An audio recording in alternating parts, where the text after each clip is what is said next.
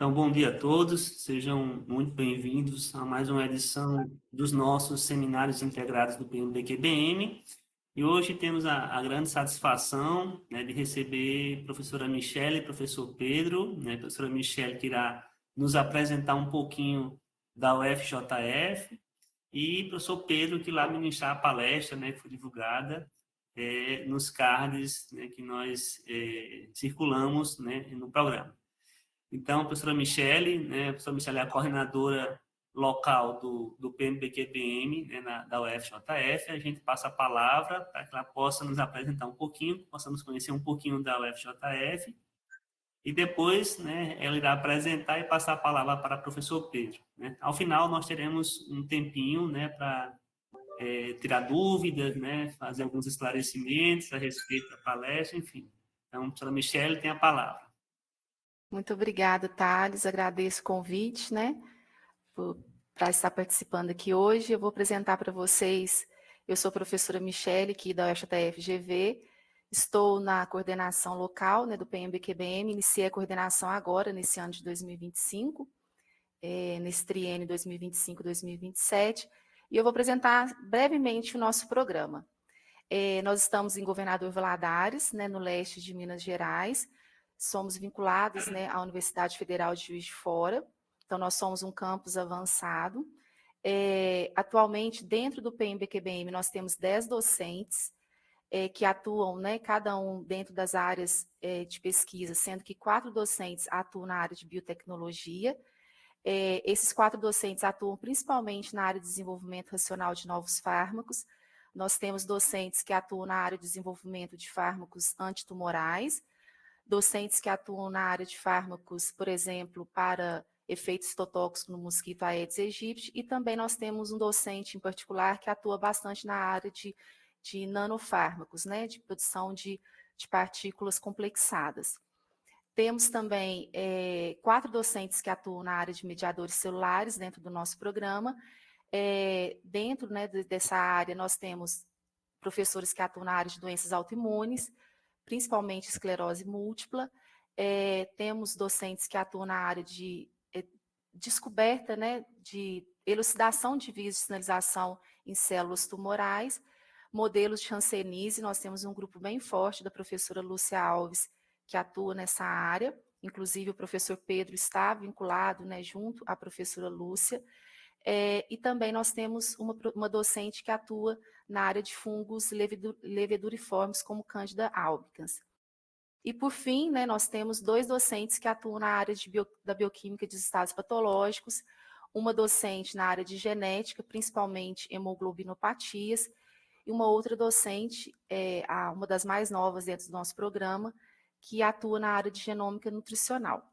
Então, nosso programa, ele é um programa, né, que atua em várias vertentes, com bastante publicação, bastante patentes. Então, nós estamos aí nessa luta aí, né, para frente à pós-graduação. Eu vou apresentar para vocês um pouquinho do professor Pedro. O professor Pedro, que vai ministrar a palestra para nós hoje, ele é graduado, né, em farmácia pela Universidade Vale do Rio Doce, que é uma universidade aqui da nossa cidade. Possui doutorado em ciências biológicas na área de imunologia e genética pela UFJF, campus Juiz de Fora. Fez o pós-doutoramento dentro do nosso programa do PMBQBM, vinculado à professora Lúcia Alves, e atualmente ele está nos Estados Unidos, em Atlanta, onde ele está atuando como pesquisador no Georgia Institute of Technology, em Atlanta, na Geórgia, nos Estados Unidos. Agradeço imensamente o Pedro, assim que, né, nos foi solicitado esse momento, eu entrei em contato com a professora Lúcia, ela indicou, né, nos falou sobre essa parceria com o professor Pedro, e que tem trabalhos dentro do programa. Então, ele se mostrou muito solícito. Agradeço, Pedro, pela sua disponibilidade, né, nesse momento, e passo a palavra a você. Bom dia, Michele, bom dia a todos. Meus sinceros agradecimentos pelo convite e pela oportunidade de estar aqui falando um pouquinho desse trabalho que temos realizado. Agradeço também a organização dos seminários integrados, né, do programa PMBQBM, Muito obrigado, e é com grande satisfação que estamos aqui. Não gostaria de mencionar também a professora Lúcia, que gentilmente me fez esse convite também. Obrigado, professora Lúcia. Eu vou iniciar aqui a apresentação.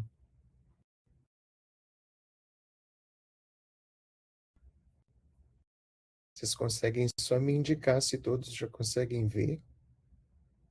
Sim. Tudo bem. Eu vou me retirar da tela, porque eu vou estar observando somente os slides, então qualquer detalhe, por favor, me deixem saber. Bom, eu vou falar um pouquinho, o título dessa palestra é Antibodyomics na Era da Medicina Translacional, explorando perfis imunológicos para diagnóstico e inovação em saúde global. Essa é uma terminologia, eu diria, um tanto quanto nova, e ela parte aqui desse laboratório de onde eu estou.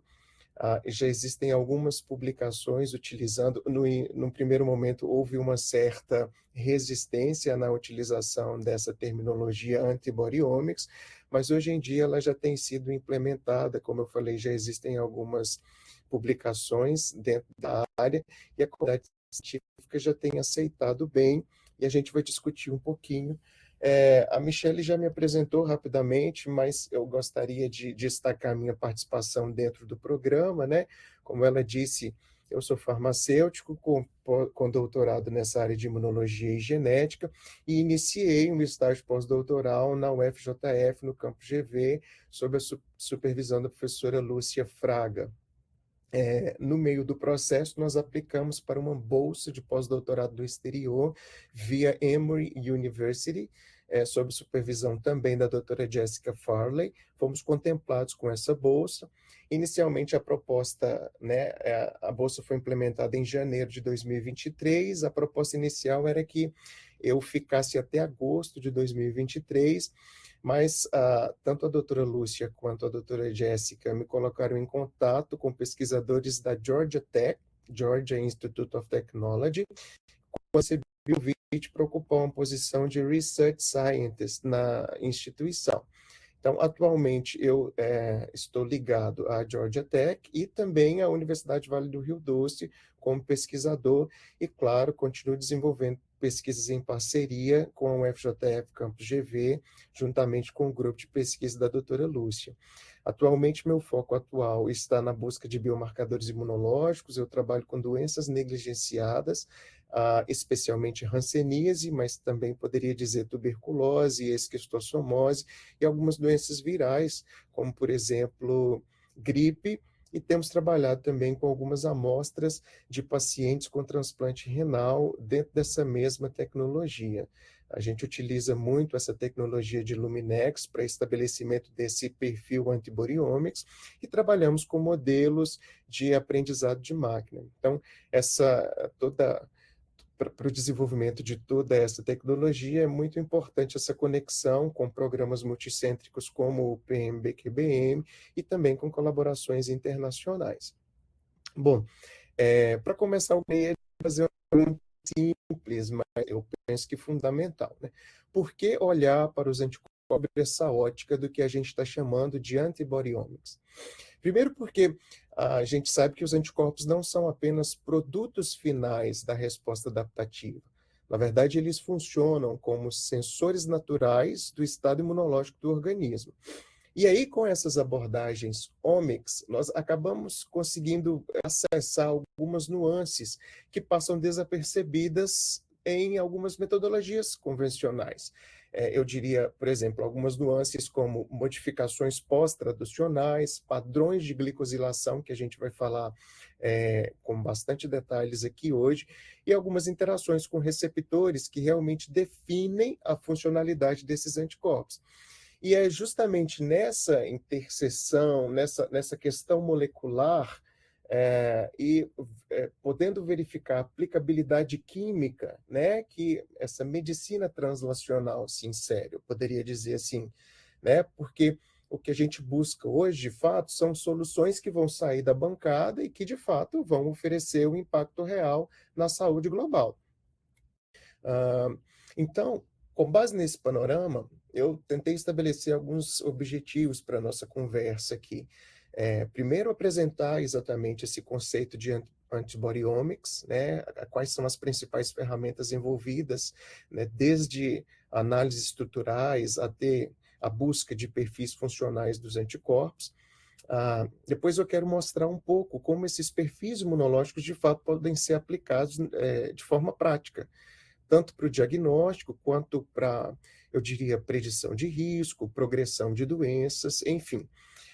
E, por fim, nós vamos olhar para alguns exemplos reais, especialmente dentro do nosso estudo com hanseníase, para ilustrar um pouco como que esse conhecimento pode ser aplicado em alguns cenários de saúde pública. E aí, eu gostaria de iniciar essa discussão mais aprofundada, explicando, né, o que exatamente é essa terminologia, o que que isso representa, né, antibody omics. Então, de uma forma simples, na verdade, é uma abordagem integrativa que visa essa análise de múltiplas dimensões da resposta dos anticorpos. Ah, nós deixamos de olhar apenas com uma visão simplória para a presença ou ausência de imunoglobulinas, mas passamos a integrar dados de subclasses de anticorpos, como, por exemplo, subclasses de IgG, IgG1, 2, 3 e 4, IgA, IgM, além de observar como esses anticorpos vão interagir com diferentes receptores FC, né? O que a gente chama de FC gama R1, FC gama 3A, 2B, 2A e assim sucessivamente. A gente vai detalhar isso um pouco melhor mais para frente. E um dos pontos mais importantes é que nós também conseguimos analisar perfis de glicosilação, que na verdade são modificações pós-traducionais dos anticorpos, como ligação de alguns açúcares, ligação de fucose, galactose, ácido ciálico, o que nós vamos ver impacta diretamente na função desses anticorpos. Tudo, na verdade, vai ser medido de uma forma multiplexada, utilizando algumas plataformas específicas, como o Luminex, e a gente lança mão de muitas análises multivariadas e também de muitas análises utilizando aprendizado de máquina para identificar alguns padrões específicos e tentar buscar diagnóstico ou algo diferenciado dessa forma. E uma das grandes forças disso é justamente essa aplicabilidade translacional. Aqui eu trago para vocês um fluxo que vai representar, assim, de uma forma mais simples, as etapas que vão levar, né, o achado da bancada para, de fato, um impacto clínico mais concreto. E aí a gente começa com a descoberta dos biomarcadores. Então, nesse caso, quando a gente identifica perfis imunológicos relevantes entre grupos de pacientes, por exemplo, a gente avança para essa validação pré-clínica. Então, o modelo em que avaliamos reprodutibilidade, sensibilidade, especificidade em coortes independentes, por exemplo. E, por fim, a gente passa para a aplicação diagnóstica, né? Seja pela triagem, seja para diagnóstico diferencial, como eu falei. É importante que isso, de fato, impacte em políticas públicas. A gente pode utilizar todo esse conhecimento para o desenvolvimento de alguns dispositivos de point of care, né? Alguns dispositivos que podem ser utilizados em campo para o diagnóstico mais rápido, especialmente em formas mais menos avançadas da doença, na verdade, né? E que possam ser utilizados em larga escala, principalmente em alguns contextos de alta vulnerabilidade, que é o que a gente vê muito dentro das doenças com as quais nós temos trabalhado.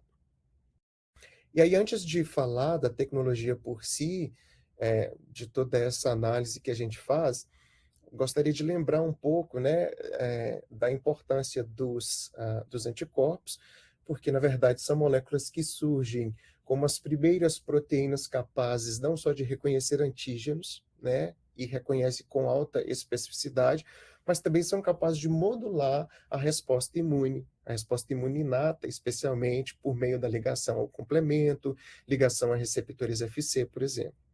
Né? A partir daí, então, a evolução ela gera uma grande diversidade estrutural e funcional que permite que os anticorpos hoje, né, a gente consegue verificar hoje através das pesquisas, que eles não são apenas marcadores, mas também moduladores centrais da imunidade como um todo. E é por isso que eu gosto muito dessa frase, né? Anticorpos não apenas reconhecem, mas eles comandam muitas das ações do sistema imunológico. E aí, com essa perspectiva geral, a gente entende melhor por que não estudar apenas o título ou apenas a presença do anticorpo. Isso passa a ser uma visão muito limitada. Então, a gente precisa entender de fato como os anticorpos atuam. E aí, essa plataforma é extremamente importante. Nesse slide, a gente entende um pouco melhor, porque medir apenas o título não é suficiente, né? Trabalhar apenas a presença ou a ausência do anticorpo não é suficiente. E aí vamos lembrar um pouco da estrutura. Sabemos que os anticorpos possuem dois domínios principais, o fragmento, né, o FAB, o fragmento de ligação ao antígeno, e o FC, que na verdade vai estar relacionado às funções básicas dos anticorpos, né, o recrutamento de células, por exemplo. E, na verdade, a chave está no fato de que o domínio FC ele passa por modificações pós-traducionais. E uma dessas modificações muito especial é exatamente a glicosilação. E a gente vai ver que isso varia conforme o tipo de doença, por exemplo. Então, sob essa ótica, a gente começa a perceber que dois anticorpos, por exemplo, com o mesmo título, eles podem ter funções completamente diferentes, dependendo de seu estado de glicosilação. E aí eu coloquei que a hipótese dos nossos trabalhos, né, basicamente, os trabalhos eles caminham ao redor dessa hipótese, né? Nós temos explorado que a análise combinada do título com o perfil funcional do UFC vai melhorar substancialmente o diagnóstico e pode até prever alguns desfechos clínicos interessantes para diferentes patologias. E quando a gente fala em perfil de glicosilação da região FC, os métodos mais tradicionais utilizados para mensurar isso são, por exemplo, espectroscopia de massa, em alguns casos utiliza-se a eletroforese capilar, mas apesar de serem extremamente precisos, existem algumas desvantagens, porque esses métodos são muito caros, eles exigem um volume grande de amostra, por exemplo, às vezes 3 ml de sangue são necessários, e assim, demandam horas de preparação para cada antígeno avaliado. Então, se eu for avaliar mais de um antígeno, vai tomar muito do meu tempo. E tempo hoje é dinheiro, né? Tempo hoje é muito precioso. Bom, mas a verdade é que uma alternativa mais recente e translacional é exatamente a análise baseada em bits, que é exatamente o que nós temos utilizado. Então, através dessa metodologia, nós conseguimos trabalhar com menos de 10 microlitros de soro, por exemplo, o equivalente a uma gotinha de sangue, e aí a gente consegue fazer esse perfil multiplexado de anticorpos, de uma forma muito específica, porque a gente pode trabalhar ao mesmo tempo com diversos antígenos diferentes. Então, nós utilizamos algumas beads, a gente fala que são beads barcodificadas com os antígenos, acopladas com os antígenos, né? Eu vou citar aqui, por exemplo, alguns antígenos do Mycobacterium leprae, que é a bactéria causadora da hanseníase, e aí a gente consegue medir simultaneamente subclasses de GG, ligação a receptores FC, e conseguimos ver esses padrões de glicosilação com algumas lectinas específicas, especialmente galactose e ácido ciálico. E aí isso é interessante porque nos permite avaliar, como eu falei anteriormente, aí vou bater na tecla, tanto quantidade quanto qualidade funcional dos anticorpos, com uma resolução muito interessante. E como eu falei, em múltiplos contextos, porque eu posso trabalhar desde doenças infecciosas até vacinação, por exemplo. Eu posso utilizar essa mesma plataforma para verificar a eficácia da vacinação, ou até prever de uma forma muito, eu diria, muito personalizada, uma vacina ideal para determinado indivíduo.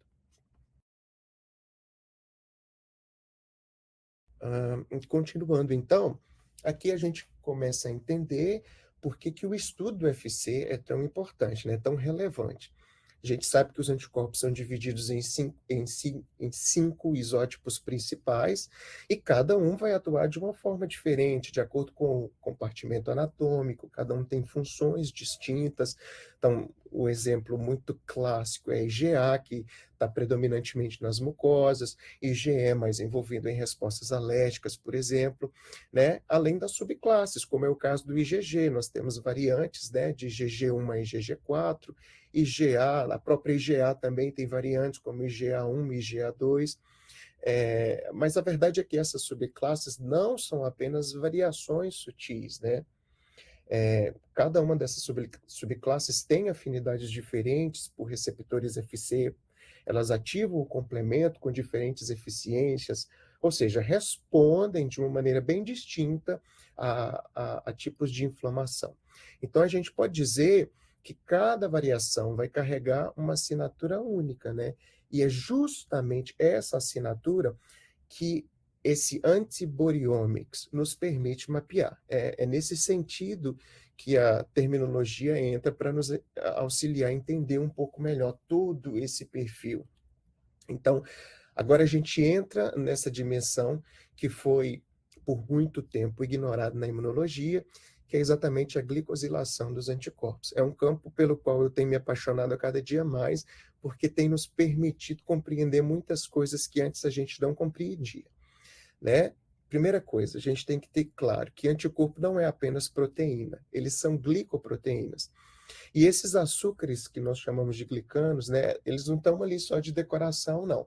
Na verdade, a gente tem visto que eles têm um impacto direto na função imune. A glicosilação, ela vai influenciar desde a estabilidade estrutural, a meia-vida do anticorpo no soro, até a possibilidade de recrutar receptores FC diferentes, até a forma como o complemento é ativado. E é muito fascinante isso.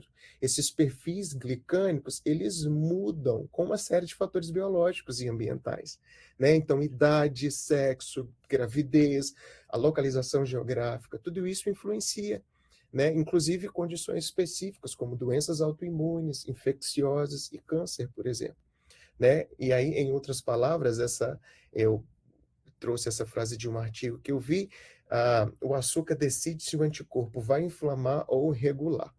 Então, é por isso que a glicosilação ela é considerada hoje como um código funcional que está embutido nos anticorpos. E é exatamente esse código funcional que a gente precisa decifrar. Então, percebam como fica muito mais interessante quando a gente transcende, né? Eu não estou falando somente de quantidade mais, mas eu estou falando de qualidade. E tudo que a gente discutiu até aqui, então, tem essa aplicação direta para a saúde, para a inovação terapêutica, por exemplo, né? Essas alterações do processo de glicosilação da região FC do anticorpo não é apenas estrutural, não são meramente algumas estruturas, porque, como eu disse, elas modificam diretamente a função do anticorpo, seja ativando mais fortemente alguns receptores efetores ou até mesmo induzindo alguns perfis regulatórios. Isso tem sido muito explorado, especialmente no desenvolvimento de algumas terapias monoclonais otimizadas. Hoje a gente vê que isso já tem sido alguns anticorpos afucosilados, né? A engenharia, a glicoengenharia, ela já tem conseguido trabalhar, por exemplo, retirar ou adicionar alguns açúcares específicos. Então, hoje a gente já tem visto a utilização de alguns anticorpos afucosilados com maior capacidade de mediar a citotoxicidade celular dependente de anticorpo em alguns pacientes oncológicos, por exemplo, né? E com essa expansão desse campo antibodyomics, algumas aplicações acabam surgindo, né? Como, por exemplo, o diagnóstico precoce de algumas doenças, de algumas, né, infecções, algumas doenças autoimunes, como eu acabei de falar, para o desenvolvimento de terapias direcionadas. Então, eu posso basear uma terapia no perfil funcional do anticorpo daquele paciente, e, inclusive, posso utilizar isso para predizer desfechos clínicos, inclusive, como eu já falei, na resposta a vacinas, né? Então, assim, Quando eu penso em antibiotiômicos, hoje eu posso pensar nessa personalização, né? Entender de fato o que o anticorpo está tentando nos dizer e utilizar de fato essa informação na prática clínica, como eu falei nesses exemplos que eu acabei de oferecer. Então, aqui eu gostaria de destacar esse ponto crucial, né?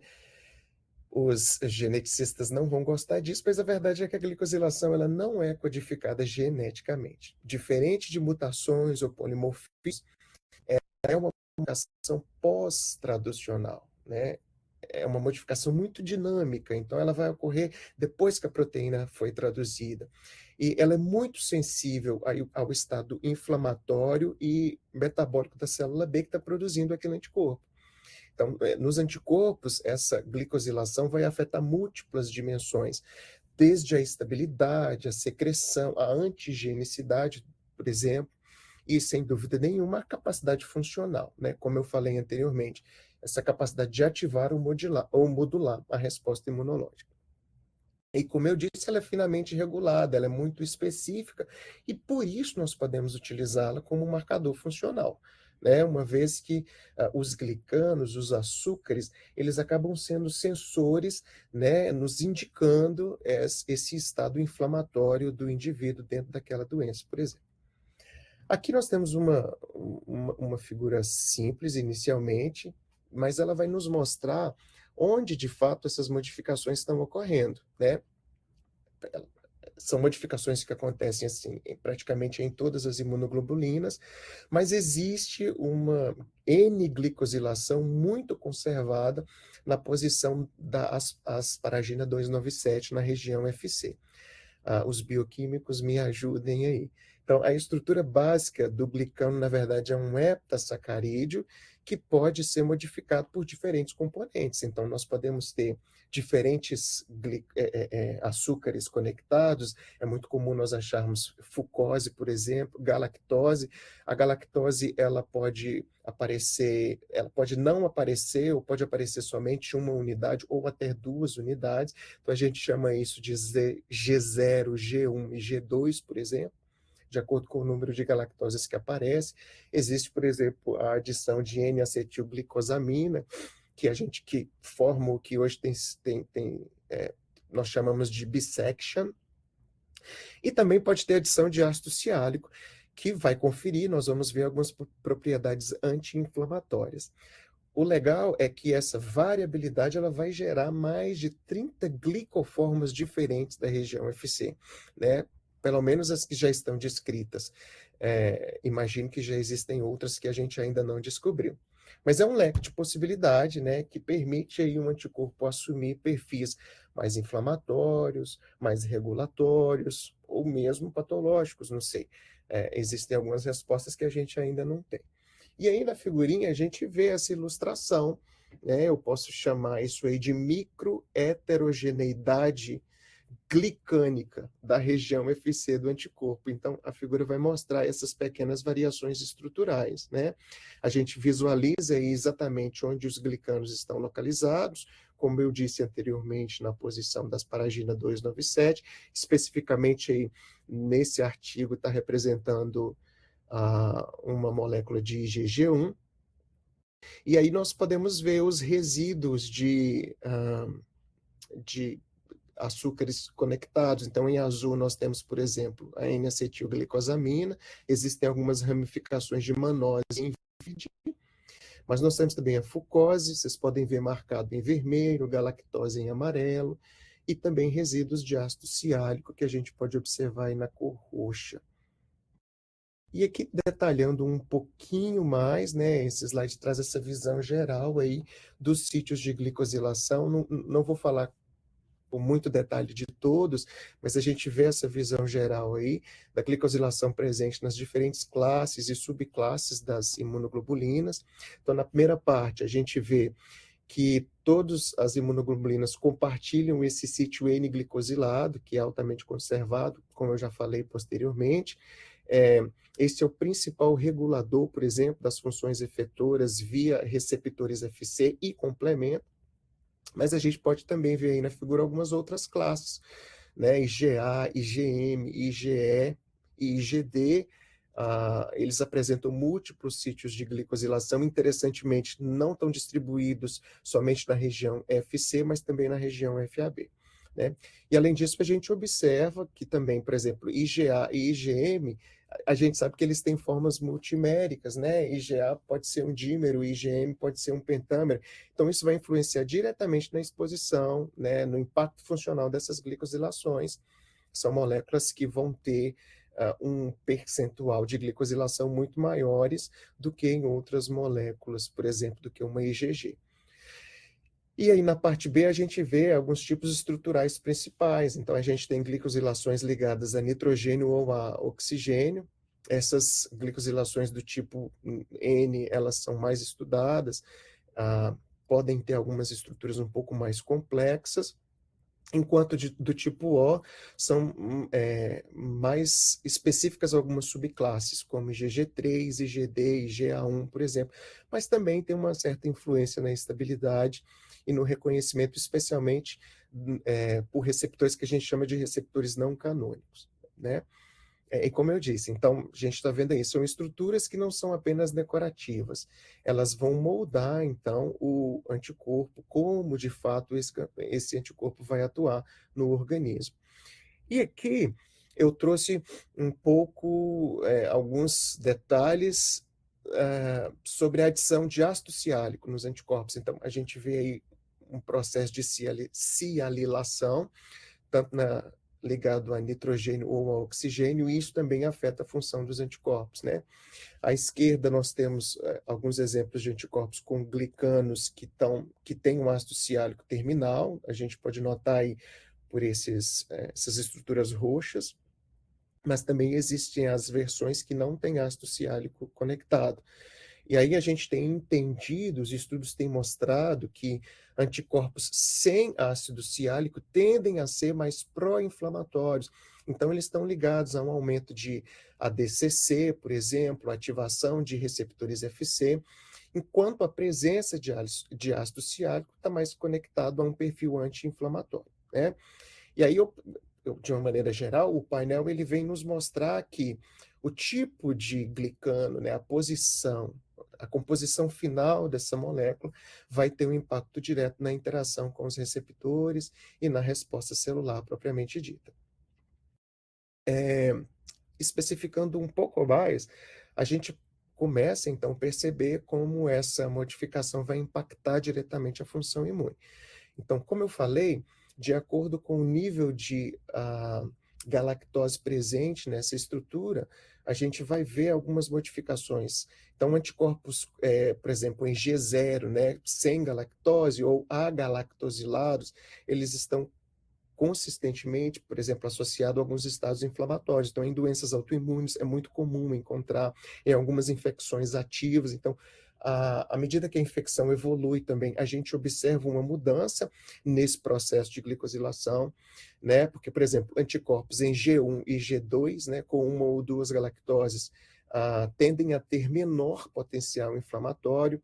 A adição de N-acetilglicosamina ou a remoção de glicose, de fucose, por exemplo, não glicose, de fucose, vai potencializar, por exemplo, a DCC, e essa é uma parte desse estudo que tem sido muito explorada, já tem sido muito explorada pela indústria farmacêutica, especialmente em terapias oncológicas, né? E tudo, como eu falei, vai variar de acordo com os fatores fisiológicos, também com fatores ambientais. Então, temos notado que a idade é muito importante, tanto em recém-nascidos quanto idosos, a gente tem uma maior proporção de anticorpos em G0. A gravidez, por exemplo, aumenta a galactosilação e a cialilação, né? Então, a gente tem como se fosse um perfil anti-inflamatório protetivo, isso é muito interessante. Inclusive, a gente tem realizado um estudo com hepatite C, mulheres grávidas com hepatite C. Interessantemente, um grupo de mulheres, elas fazem um clearance espontâneo da carga viral, e quando a gente vai avaliar exatamente o perfil de glicosilação, a gente vê que isso influencia diretamente. O sexo e a geografia, né, também afetam os perfis glicâmicos e, sem dúvida nenhuma, a gente tem alterações marcantes quando a gente fala de doenças autoimunes, doenças infecciosas e câncer. Ah, então, assim, além desses fatores clássicos, como eu falei, já existem outros estudos que estão começando a conectar esse perfil antibodiômico com algumas citocinas inflamatórias, como IL-6, por exemplo, como o estado metabólico da célula B, né? E temos visto que isso influencia diretamente esse maquinário da glicosilação. E aí essa figura ela vai resumir um pouquinho disso que eu falei, né? Nós temos aí à esquerda essa progressão de glicanos, né? Do tipo G0 até G2. Então o tipo agalactosilado ele está mais associado a esses estados inflamatórios, né? Como a gente vê em doenças autoimunes, infecções crônicas. E à medida que a gente adiciona a galactose ou outras lectinas, como ácido ciálico, a gente avança em direção a esse perfil um pouco mais anti-inflamatório, né? Que é observado, por exemplo, durante a gravidez, como eu citei. E mais à direita, a gente vê aí, por exemplo, a remoção da fucose, a gente pode ver a setinha, aumenta a atividade de ADCC, a adição de ácido ciálico já aumenta esse potencial regulador e anti-inflamatório, por exemplo. Né? Então, são pequenas modificações estruturais, mas que mudam completamente a forma como o anticorpo vai se comportar. E, por fim desse gráfico, a gente vê, né, uma evidência muito clara aí desse perfil glicânico, né, a distribuição dos anticorpos agalactosilados ao longo da vida e também em diferentes condições clínicas, né? Então, aí no primeiro painel, a gente pode ver que tanto recém-nascidos quanto idosos, eles apresentam esses níveis mais altos de anticorpos G0, né, mais inflamatórios, né? Talvez uma sugestão de que o sistema imune começa e termina a vida em um estado mais pró-inflamatório. Eu não estudo, né? Meu estudo não é diretamente ligado à idade, mas é muito interessante para quem tem essa perspectiva. E aí, já no segundo gráfico, esse padrão, né? A gente vê esse padrão mais acentuado, o envelhecimento associado a essa inflamação sistêmica crônica. E aí depois a gente vê como que essas diferentes condições inflamatórias, né, autoimunidade, infecção crônica, ativação imune generalizada, tudo isso está associado a esse aumento de G0, né, e voltando aí na questão da gravidez, esse estado naturalmente regulado. Então, assim, mostrando mais uma vez que o perfil de glicosilação reflete com precisão esse estado inflamatório do organismo. Bom, então, tudo isso que a gente discutiu, né, sobre glicosilação, ele acaba se traduzindo em algumas aplicações práticas, né, aplicações promissoras. Primeiro, a otimização de anticorpos, né, para serem utilizados em terapias, por exemplo. Eu citei anteriormente o uso de anticorpos afucosilados na oncologia.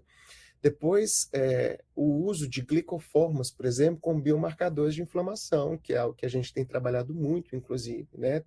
Isso tem sido muito explorado em doenças autoimunes, mas também em infecções crônicas, e a gente tem visto perfis extremamente diferentes quando a gente trabalha com essas doenças negligenciadas. Né? E depois, porque a glicosilação ela acaba abrindo esse caminho, né? Eu consigo estratificar os pacientes, identificar novos alvos terapêuticos. E aí tudo isso converge nesse campo emergente do antibodiomics, que combina tudo isso, né? Combina imunologia, biotecnologia e ciência de dados, né? A utilização de aprendizado de máquina para a gente buscar entender, de fato, quais biomarcadores estão mais envolvidos com algum aspecto, né? Com alguma capacidade dentro daquela doença. E assim, falamos sobre glicosilação, e aí rapidamente agora eu gostaria de explorar a importância dos receptores FC, né, porque é algo também que está inserido dentro da plataforma com a qual a gente trabalha. A gente sabe que quando o anticorpo se liga ao seu alvo, é o domínio FAB que faz o reconhecimento, mas quem recruta, né, as outras moléculas e células da imunidade é exatamente o domínio FC. Então, ele faz isso por algumas vias, né? Por exemplo, pela ligação aos receptores FC nas células da imunidade inata, pela ativação do complemento e por uso de alguns receptores não canônicos também, como CD-SINE, CD22. E o mais impressionante é que uma única molécula de imunoglobulina ela pode ativar múltiplos mecanismos, fagocitose, ADCC, citotoxicidade dependente de complemento, por exemplo, ou mesmo o processo de modulação inflamatória. Então é por isso que C, de fato, é mais do que o suporte, né? Ele, na verdade, vai ser esse braço funcional da resposta humoral, né? E aí a gente tem aí, nessa figurinha abaixo, essa visão geral dos principais receptores que vão interagir com essa região FC, né? Como eu citei alguns receptores canônicos, eu posso citar FCR1, 2A, 2B, 3A, 3B, são basicamente a gente trabalha com a busca da resposta contra esses receptores, por exemplo, são receptores com funções de inibição ou ativação, além de outros receptores não canônicos. Mas o ponto central aqui é que a região FC do anticorpo, ela pode ativar ou inibir múltiplas vias. E isso depende, interessantemente, isso depende dessa estrutura glicânica, né? E também do contexto celular na qual aquele anticorpo está sendo produzido. Bom, e agora que a gente já viu um pouquinho desses receptores FC, das suas funções, a gente entende que, de fato, existe esse controle fino que é exercido pelo processo de glicosilação. Tá? A maioria das interações entre imunoglobulinas e os receptores FC são de baixa afinidade, a gente sabe que isso acontece no sistema imune exatamente para prevenir doenças autoimunes, né? Então, por isso que muitas vezes a gente precisa de complexos imunes multivalentes para que, de fato, essa ativação seja efetiva, não é isso? Então, é nesse ponto que os glicanos vão entrar como moduladores críticos, tá? Por alterar a conformação da região FC, se muda a conformação, muda a flexibilidade, por exemplo, muda a abertura da proteína. Então, isso de fato vai modular diretamente a afinidade com o receptor FC e até mesmo com o complemento. Então, por isso, quando eu falei lá, quando a gente remove a fucose, e essa é uma ideia que tem sido explorada na oncologia, se eu removo, eu aumento a ligação com receptores, por exemplo, FCR3A. E esse receptor FCR3A está ligado com a ativação de citotoxicidade celular dependente de anticorpo. Então, olha que legal, eu modifiquei essa estrutura molecular do anticorpo através desse processo de glicosilação e influenciei diretamente na ligação com o receptor. E aí eu volto lá dizendo, por que o aumento da galactose também favorece, por exemplo, a ativação de complemento via C1q? Porque eu também modifico essa estrutura, né? Então, por isso que os glicanos, então, o açúcar, ele acaba decidindo, né, esse destino funcional do anticorpo, né? Se o anticorpo vai ter essa função de inflamar ou regular. Lembrando, né, o mesmo anticorpo ele pode ser glicosilado de maneira diferente, né? Então, isso é a prova de que anticorpos, eles, quando eles são glicosilados ou deglicosilados, isso pode mudar completamente a função efetora deles. Bom, acho que até aqui, não sei, eu estou acreditando que eu já convenci todo mundo, né? Convenci de que essa questão da glicosilação não é só um detalhe, mas que vai ter, de fato, essa implicação clínica bem concreta, né? Eu trouxe aqui algumas ideias interessantes, porque a gente tem visto que certos perfis glicídicos podem, por exemplo, prever quem vai responder melhor à vacina. Eu comecei a falar isso um pouquinho antes, e até mesmo indicar alguns níveis de proteção antes de qualquer infecção, por exemplo, né? Então, alguns estudos, alguns grupos têm utilizado muito dessa ideia para otimizar as vacinas, para guiar, por exemplo, o desenho de algumas estratégias, né, que não vão somente elevar os títulos de anticorpos, mas que também vão permitir gerar anticorpos com essas funções específicas, né, que, por exemplo, vão permitir maior ligação a algum receptor, algum receptor de FC específico, o que vai garantir maior capacidade de regular a inflamação, né? Tudo vai depender da estratégia. E aí, por isso que eu falei que hoje em dia tem se explorado esse campo, eu posso utilizar isso para desenvolver vacinas especializadas, por exemplo, e aí com a evolução desse campo da engenharia, a gente acaba projetando, de fato, a gente tem visto que eles já estão projetando algumas vacinas que vão moldar esse código funcional, que vai modificar o perfil de glicosilação do anticorpo, que vai construir, né, claro que com o objetivo de ter uma resposta mais eficiente. Então, entendem por que já ficou obsoleto eu trabalhar quantidade. Eu preciso trabalhar a qualidade desse anticorpo, né? E aí eu trouxe aqui, só para a gente finalizar essa primeira parte, esse campo emergente da glicoengenharia. Eu acho que meu tempo está acabando, então eu vou tentar acelerar um pouquinho, tá bom? Então, a glicoengenharia ela vai modular então a glicosilação dos anticorpos. Então, a gente vê aí nesse painel algumas modificações genéticas, né, em linhas de produção, linhas celulares de produção. Ela acaba permitindo gerar anticorpos com padrões glicídicos específicos. No painel B, estratégias in vitro, né, utilizando algumas enzimas para construir ou modelar glicanos em etapas diferentes. E no painel C, a gente vê essas aplicações mais em vivo. Isso tem sido muito utilizado, por exemplo, como proteção contra artrite, por exemplo, anafilaxia. Então, eu não tenho trabalhado diretamente com glicoengenharia, mas tenho visto alguns grupos de pesquisa próximos trabalhando com isso. Então, a ideia é essa, é reprogramar a função do anticorpo com mais precisão. Bom, e agora que a gente entendeu um pouco disso, eu queria trazer um pouco de alguns resultados que a gente tem obtido dentro do nosso estudo da hanseníase, né? Então, eu trago um outro título aí, Antibody Omics revela estados imunológicos distintos em todo o espectro de infecção e doença na hanseníase.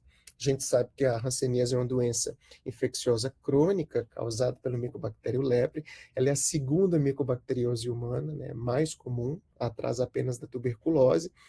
O bacilo, o Mycobacterium leprae, ele tem esse tropismo característico por alguns macrófagos dérmicos, né, especialmente pelas células de Chivan, e clinicamente a hanseníase ela se apresenta como um espectro. Então, de um lado a gente tem a forma tuberculoide, que a gente tem poucas lesões, uma forte resposta imune-celular, e do outro lado a forma lepromatosa, que é mais multibacilar, né, associada a uma resposta imune, eu diria assim, um pouco mais...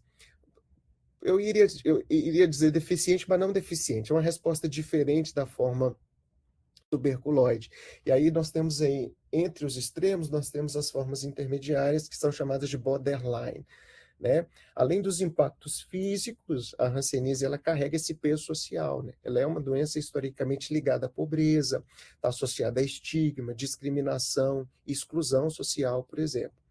Aqui eu vou falar um pouquinho, dar uma visão geral dessa classificação de Ridley-Joplin, né, que vai organizar os pacientes ao longo desse espectro clínico, histopatológico e imunológico. Então, aqui à esquerda, a gente pode ver que pacientes com hanseníase lepromatosa têm uma carga bacilar muito alta. A gente vê pela curva verde, né, e uma resposta imunológica praticamente, uma resposta imunicelular praticamente ausente, né? O que é refletido pela negatividade do teste de Mitsuda. No outro extremo, a gente tem pacientes com a hanseníase tuberculoide, né? Que é isso, a gente vê poucos bacilos, uma forte resposta imunicelular, a gente observa isso por essa curva vermelha, tá bom? E entre os extremos a gente vê aí as formas borderline. É uma classificação muito interessante, ela é fundamental para a gente compreender não só a apresentação clínica, mas também os estados imunológicos, né? A gente vai ver a seguir como que o perfil de anticorpo emerge em cada ponto desse espectro. E aqui, detalhando um pouquinho mais, a gente vê que esse espectro clínico imunológico é muito detalhado, né? Então, aí na tuberculose a gente tem uma predominância de resposta imune TH1, produção de citocina como interferon gama e L2, isso favorece a formação de granuloma, por exemplo, mas no polo lepromatoso, uma resposta TH2, produção de citocinas do tipo IL4 e IL10, então uma resposta humoral mais intensa, né? Especialmente contra um antígeno específico chamado de PGL1, glicolipídio fenólico 1 do Mycobacterium leprae. Mas anticorpos que infelizmente não são protetores, pelo menos em parte. Pelo menos quando a gente pensa em título, eles não são protetores. A gente precisa avaliar um pouco mais detalhadamente essa questão molecular, né? Porque se a gente for falar de uma maneira simplória, o bacilo é intracelular, então o anticorpo não vai atuar contra isso. Mas se o paciente é capaz de produzir anticorpos mais funcionais, quem sabe ocorre a ativação de células da imunidade inata, né? Essa é a nossa pergunta, é isso que a gente quer, é isso que a gente quer responder, né? Enfim, mas o que a gente observa na clínica é que existe essa multiplicação, essa disseminação do bacilo nesse paciente, então a gente tem formas um pouco mais graves da doença. E aí, ainda detalhando um pouco mais a questão imunológica, o slide vai resumir aí um pouquinho essa fisiopatologia, né? De novo, a forma paucibacilar, a infecção por Mycobacterium leprae, ou mesmo assim, somente a presença dos antígenos leva à ativação de um macrófago do tipo M1, né? E células de Schwann com esse perfil mais inflamatório. Produção de citocinas como TNF, L6 e L2, favorecendo a formação de granuloma. Aí no centro, a gente vai ver um papel muito importante da imunidade adaptativa, né? A ativação de célula T CD4 positiva, que pode se diferenciar em TH1 e TH17, né? Mais associada a controle da infecção, ou TH2 e Treg, mais associada à progressão da doença. E no outro extremo, a hanseníase multibacilar, né? Nesse caso, tem ativação de macrófagos com perfil M2. Por isso que a expressão, a produção, as citocinas são diferentes, o que vai favorecer uma resposta mais imunorregulatória, né? São perfis extremos, mas que moldam aí o perfil clínico da doença. E aqui só trazendo a questão da... A OMS propôs uma classificação operacional que é baseada no número de lesões dos pacientes. Então, nós temos pacientes paucibacilares com até 5 lesões cutâneas, enquanto pacientes multibacilares com mais de 5 lesões cutâneas. E, do ponto de vista epidemiológico, a hanseníase, né, desde a década de 80, começa-se ações mais específicas. Naquela época, o mundo registrava cerca de 5 milhões de casos de hanseníase, né? Era uma realidade muito preocupante, né? Falta de diagnóstico, estigma social, mas com o avanço de políticas públicas, implantação da poliquimioterapia, né? Hoje em dia nós temos cerca de 200 mil novos casos por ano, o que ainda é preocupante, mas é um cenário um pouco melhor do que o que a gente via na década de 80, mas continua sendo um problema de saúde pública, né? Os dados mais recentes apontam que 3 países concentram a maior parte dos casos, Índia, Brasil e Indonésia, por exemplo, que juntos correspondem a cerca de 79% dos registros globais, né? Embora tenhamos alguns grandes avanços, a hanseníase ainda permanece com um desafio importante, né? Principalmente no que diz respeito à desigualdade no acesso à saúde, subnotificação, como eu disse, estigma persistente, tudo isso acaba atrasando o diagnóstico e, consequentemente, o tratamento, o que é triste, porque o tratamento é gratuito. Então, se a gente consegue diagnosticar precocemente esse paciente, a gente inicia o tratamento mais rapidamente e tenta romper essa cadeia de transmissão. E é exatamente isso. Quando a gente fala de transmissão da doença, esse é o grande desafio, porque a convivência com pessoas contagiosas que ainda não estão em tratamento é algo que precisa ser observado, porque a principal via de transmissão é via aérea superior, então precisa de contato prolongado, né? Principalmente em ambientes fechados, isso favorece a infecção, e por isso o domicílio ele acaba sendo apontado como um importante espaço de exposição, né? Especialmente quando eu tenho múltiplos membros da família vivendo em condições de alta proximidade ali. Os estudos mais recentes, eles mostram que a transmissão também pode ocorrer fora do ambiente domiciliar, né? Principalmente em alguns aglomerados, escolas, locais de trabalho, espaços comunitários. Por isso, a gente pensa ainda mais como é complexo esse processo de monitoramento. E um outro fator que dificulta é o longo período de incubação. Então, para tuberculose, uma média de 2 anos para a gente começar a ver sintomatologia, de 10 anos para a forma clínica lepromatose. E existem estudos que mostram de 20 a 50 anos para que os sintomas comecem a aparecer. Então, isso acaba dificultando um pouco o diagnóstico, né? O longo período de incubação da doença. E é exatamente isso que a gente vai falar, né? Com relação a diagnóstico, a doença é diagnosticada baseada em um ou mais desses 3 sinais, né? Presença de manchas hipocrômicas ou avermelhadas, isso com perda de sensibilidade, isso é uma característica muito grande da doença, espessamento de nervos periféricos, isso pode ser percebido, por exemplo, com palpação, e detecção do Mycobacterium leprae em esfregaços de pele, por exemplo. É por isso, então, que além do diagnóstico clínico, né, capacitar profissionais, sensibilizar a população também acabam sendo estratégias fundamentais nesse processo de triagem e controle da doença. E aí, entrando um pouco mais na nossa área de estudo, com os avanços da biologia molecular e da bioinformática, a gente consegue identificar com mais precisão alguns antígenos específicos do bacilo.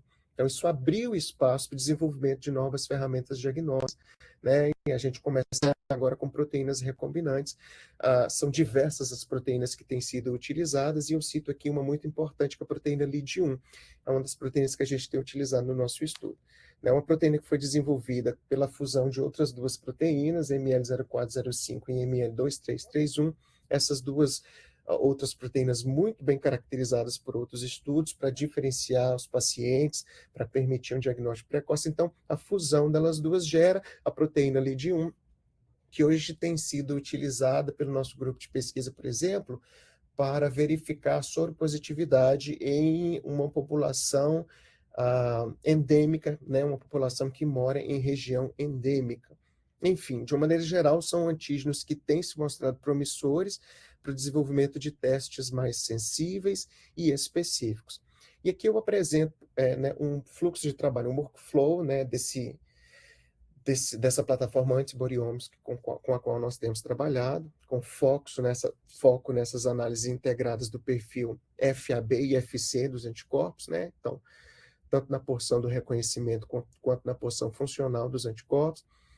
Os dados que eu vou apresentar são de alguns grupos específicos. Temos trabalhado com pacientes com hanseníase, contatos intradomiciliares e os controles endêmicos que foram testados para soropositividade para LID. Então, nós temos controles endêmicos LID negativos e LID positivos. Então, a partir do soro desses indivíduos, a gente realiza o perfil de anticorpos específicos contra antígeno do Mycobacterium leprae, e eu tenho a descrição de quais antígenos, quais proteínas recombinantes eu estou usando: antígeno 85B, CFP10, GROW-EASE, bacterioferritina, ML2567, LAM e PGL1.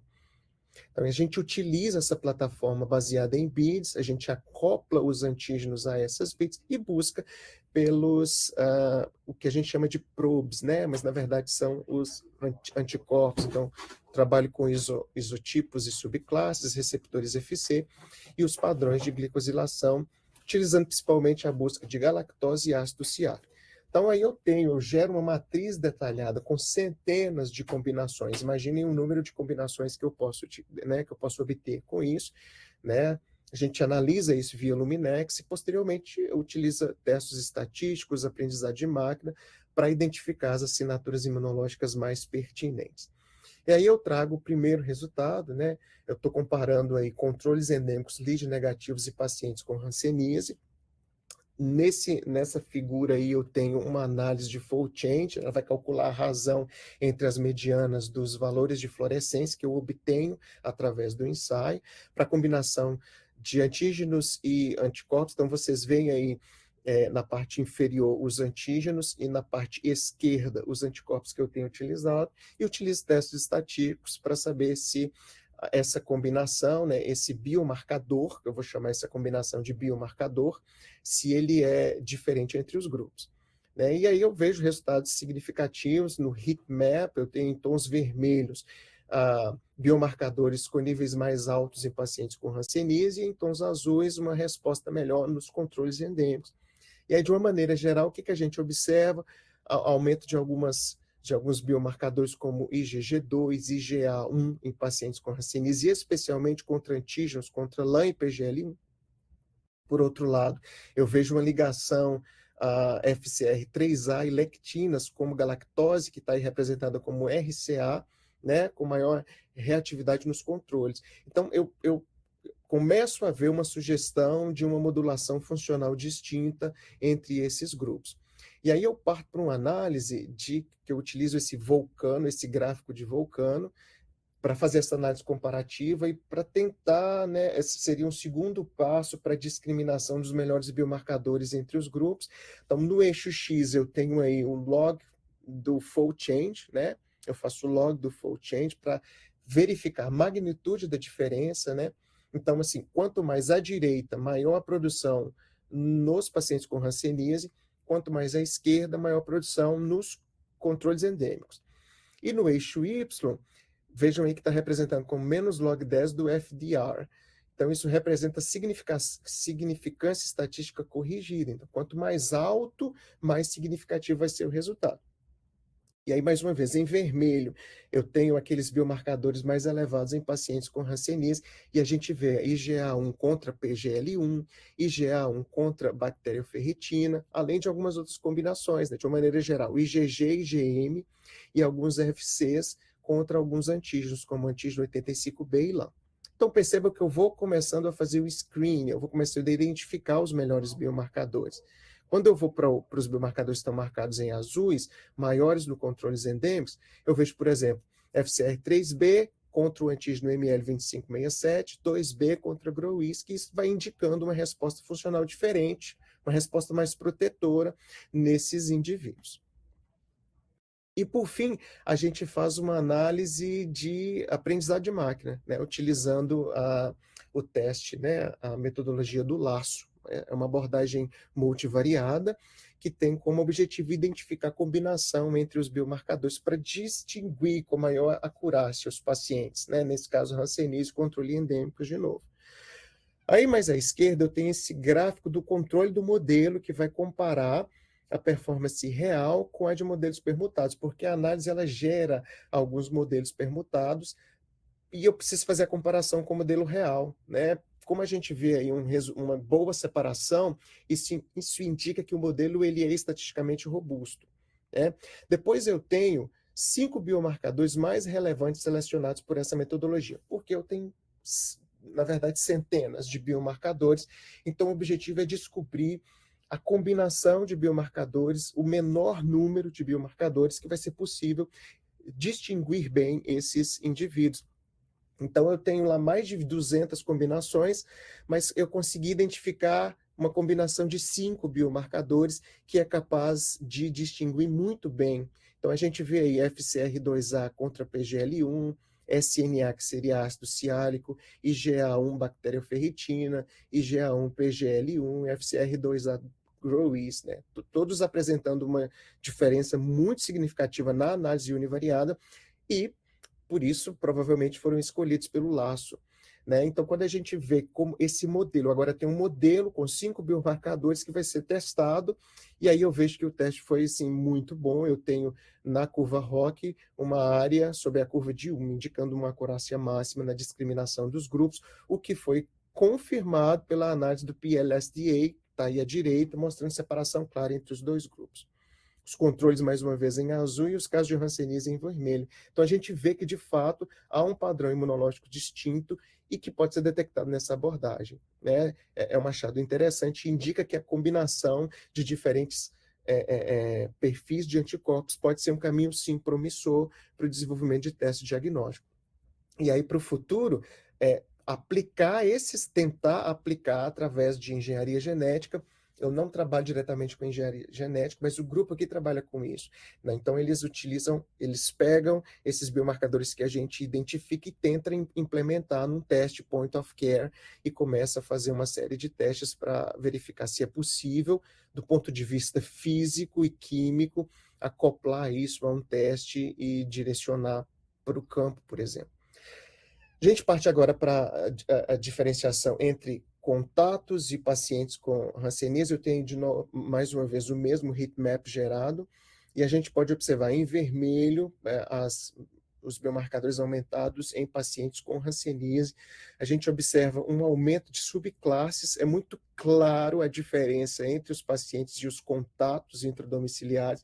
Então, eu tenho aumento de subclasses IgG1, IgG3, IgA, IgA1 e IgA2, né? Eu tenho maior ligação a receptores FC nos pacientes com hanseníase. Quando eu vou para os contatos, eu vejo níveis mais altos de IgM e maior ligação às lectinas, como galactose e ácido ciálico, né? Então, esses indivíduos, os contatos, têm anticorpos mais galactosilados, né? E com nível de cialilação muito maior. Isso pode refletir uma resposta mais regulada, talvez até associada à proteção. A gente precisa discutir isso um pouco melhor. de novo, reforçando a ideia de que sim, é possível diferenciar indivíduos expostos, quer dizer, porque os contatos estão expostos. Então, diferencia indivíduos expostos daqueles que já evoluíram para doença ativa, por exemplo. Né? Então, aponta que, de fato, esses biomarcadores podem ser utilizados, por exemplo, para identificar o risco ou o nível da infecção, por exemplo. Partindo para o vulcano plot, a gente vê de novo em vermelho os marcadores aumentados nos pacientes com hanseníase, e fica muito claro também, eu tenho receptores FC, subclasses de IgG nos pacientes e um perfil de glicosilação muito característico nos contatos intradomiciliares. Quando eu vou para a análise do machine learning, né, do aprendizado de máquina, eu vejo que novamente, eu consegui obter 5 biomarcadores, um modelo com 5 biomarcadores que funcionou muito bem para diferenciar os grupos. Eu vejo que o gráfico controle é diferente, então o teste, né, de fato é robusto, a análise estatística é robusta, e eu vejo na curva ROC uma área de 0,9. Então, eu tenho uma discriminação muito boa entre os dois grupos, o que é confirmado aí no gráfico do PLSDA, né? Eu tenho uma separação clara entre os grupos, mas existe um certo grau de sobreposição. A gente também precisa discutir isso melhor, mas são indivíduos, os contatos são indivíduos que estão expostos constantemente. Então, percebo que a sobreposição aconteceu aí, mas não aconteceu nos controles endêmicos lead negativos, o que eu achei muito interessante.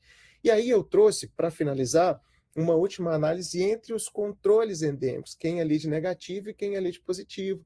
Mais uma vez aí o heatmap. Em vermelho eu tenho níveis elevados no lead positivo e em azul níveis mais altos no lead negativo. Percebam claramente que o lead positivo ele apresenta maior expressão de IgG total e IgG3 e também com relação a alguns receptores FC. Então eu tenho uma resposta mais ativa e funcional nesses indivíduos. Já o lead negativo, níveis mais elevados de IgG2 e IgG4 e de novo as lectinas apareceram aí. Então, é uma resposta mais reguladora, menos ativada. Não sei, mas talvez está indicando um nível de proteção à doença. Por fim, a gente vê novamente aí o vulcano, que está nos indicando com muita clareza, né? Nos lead positivos em vermelho, muito IgG, IgG3 e alguns receptores FC. Em azul, no lead negativo, IgG2, IgG4 e algumas lectinas. E a última análise, né, que eu gostaria de apresentar, é essa análise de laço, comparando esses dois grupos.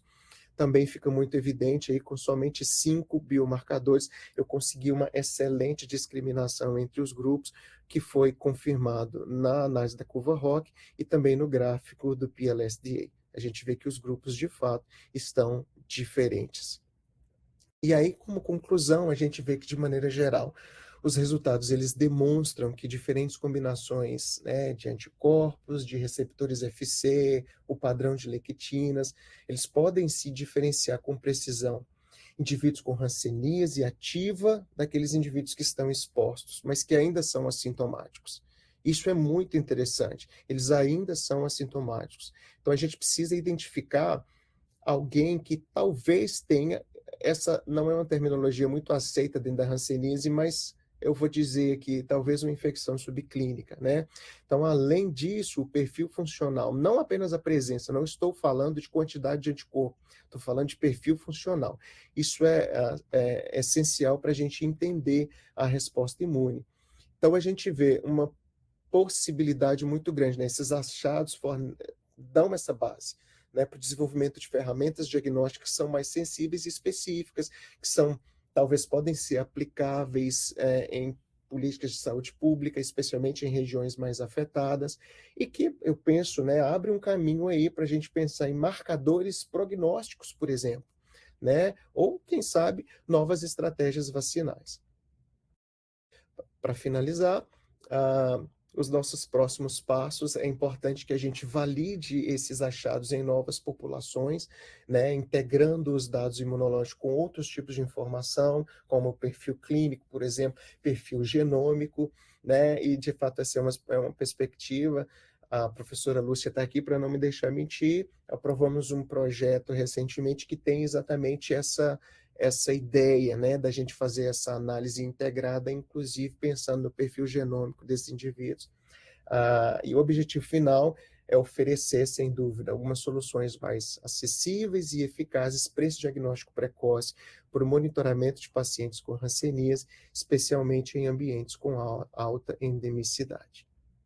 E aí eu finalizo com essa frase: ao entendermos não apenas quantos anticorpos estão presentes, mas como eles estão estruturados e o que eles fazem, nós damos um passo além na imunologia diagnóstica. E aí, conectando isso com a hanseníase, o futuro da hanseníase e de outras doenças pode estar não apenas no que medimos, mas na forma como deciframos o código silencioso da imunidade. A gente tem que pensar de forma molecular. Bom, meu muito obrigado às instituições parceiras, ao programa PMBQBM, ao FJF Campus GV, a professora Lúcia mais uma vez, à Universidade Vale do Rio Doce, a qual estou conectado, a Georgia Tech e a Emory University pela doutora Jessica Farley, que também ofereceu essa oportunidade. Muito obrigado, estou aberto a perguntas.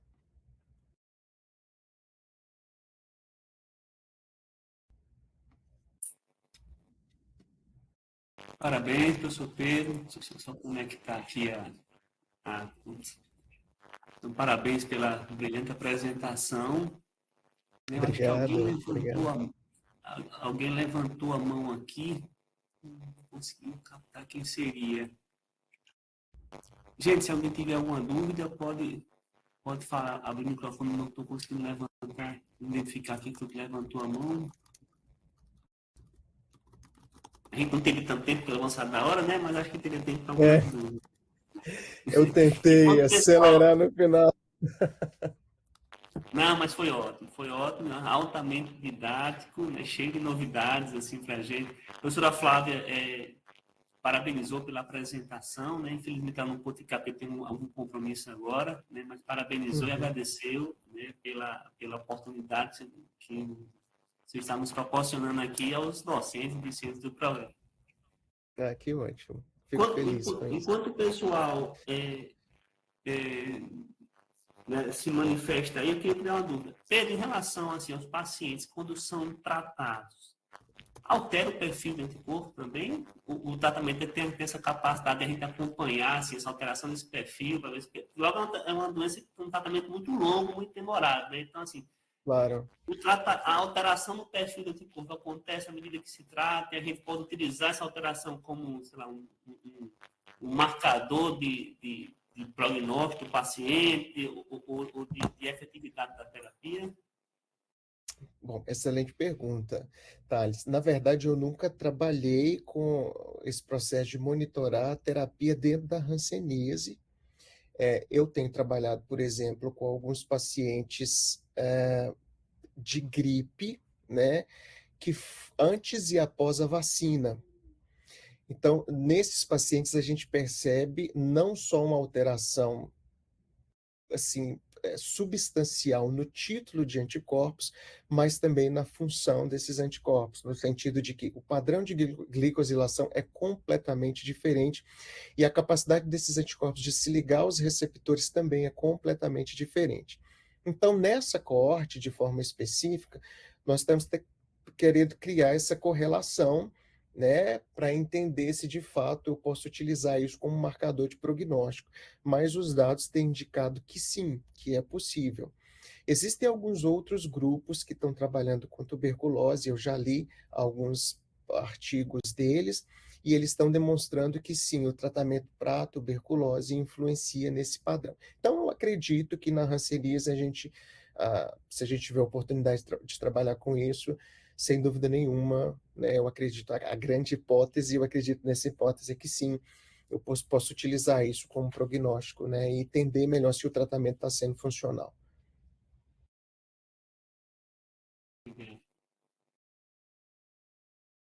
Mais alguém? Tem no chat ali, Thales, tem uma pergunta. Alessandra Nóbrega. Pode conduzir aí, Luísa. Tá. A Alessandra pergunta, ela parabeniza, né, pela apresentação, e ela ficou só em dúvida do custo. Qual seria o valor desse tratamento para hanseníase? Obrigado pela pergunta, Alessandra. Bom, o tratamento para hanseníase, se ela está falando de medicamento, ele é gratuito, oferecido pelo Sistema Único de Saúde, né? Trata-se de uma poliquimioterapia, uma combinação de 3 antibióticos. Então, ele é gratuito. Eu não sei se ela imaginou que essa metodologia com a qual eu estou trabalhando está sendo utilizada como tratamento. Se a pergunta for essa, não, nós não estamos utilizando isso como tratamento ainda, né? Existe uma possibilidade de utilizar isso como um novo alvo terapêutico, mas dentro da hanseníase isso ainda, na verdade, trabalhar com a lectina dentro da hanseníase é extremamente inovador. Não existe nenhum artigo publicado. Acredito que o nosso será o primeiro. Estou nessa expectativa. Então, assim, na hanseníase ainda estamos muito no começo, né, utilizando essa metodologia, mas é uma perspectiva. E aí, custos, eu não saberia dizer nesse momento, né, porque ainda temos um longo caminho pela frente. Tá certo, obrigada.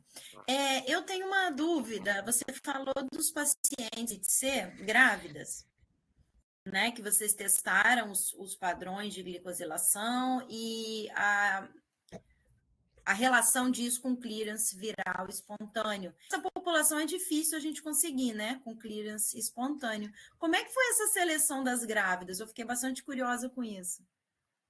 Olha, essa população aí foi um achado, foi um verdadeiro achado. Eu vou te explicar como é que aconteceu a história, foi meio que empírico. Nós tivemos a ideia de iniciar, de aplicar essa plataforma a uma doença viral, porque até o ano passado nós tínhamos trabalhado muito com doenças infecciosas causadas por bactérias. Então, a ideia inicial foi, vamos trabalhar com uma doença viral. Pensamos em HIV, hepatite, por exemplo, hepatite C, hepatite B, e acabamos optando por hepatite C. Eu vou te explicar o motivo, porque aqui nos Estados Unidos é possível você comprar a coorte. Então, existem laboratórios, bancos de soros, dos quais nós podemos comprar. Então, nós compramos, né, um número de pacientes com HCV, né, com hepatite C, e controles sadios desses pacientes, e começamos a rodar a plataforma. Nós vimos que a carga viral influenciava diretamente no nível de glicosilação. Mas esse foi o primeiro resultado que nós tivemos, e aí nós começamos a buscar novas coortes. Começamos a ir nos hospitais aqui de Atlanta e fazer parceria com os hospitais para tentar encontrar novas coortes. Foi quando nós encontramos um pesquisador em outra universidade, na Emory, que trabalhava com essa coorte de paciente. E ele já tinha essa coorte muito bem definida, de mulheres grávidas, e parte dessas mulheres já tinham o clearance espontâneo.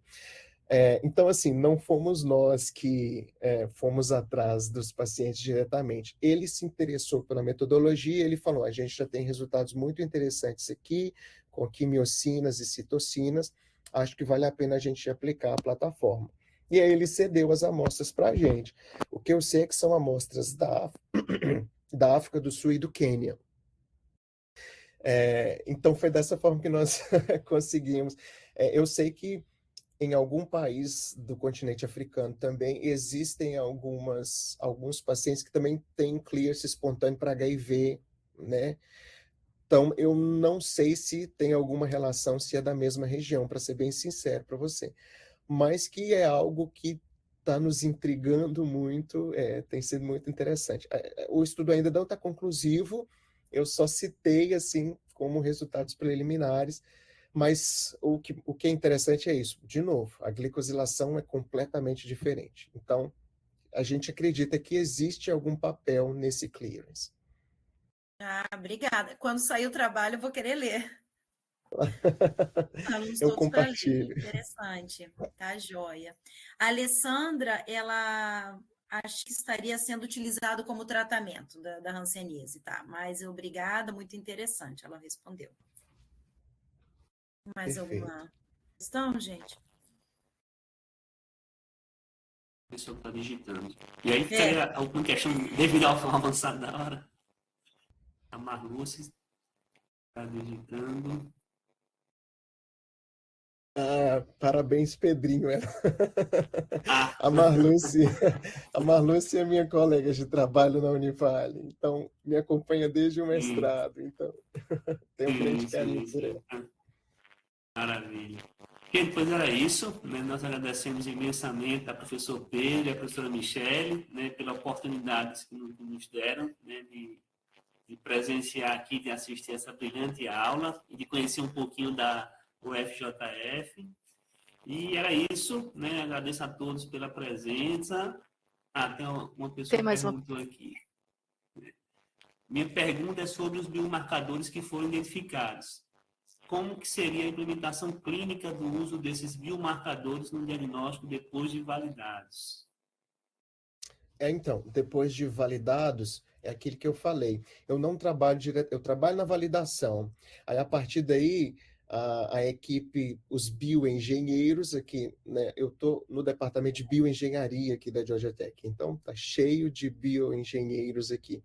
Aí eu repasso essa informação para eles e eles tentam acoplar isso, esse biomarcador, que eles entendem desses aspectos físicos e químicos, o que não é muito a minha área, acoplar a um aparelhinho, né? O primeiro teste que se faz, então existe um aparelhinho ligado a um computador e aí eles conseguem identificar o sinal primeiro.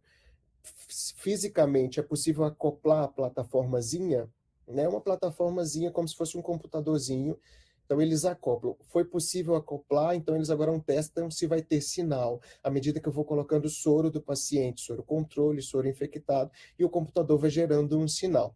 Eu confesso que eu não sei explicar com muitos detalhes, porque não é minha área.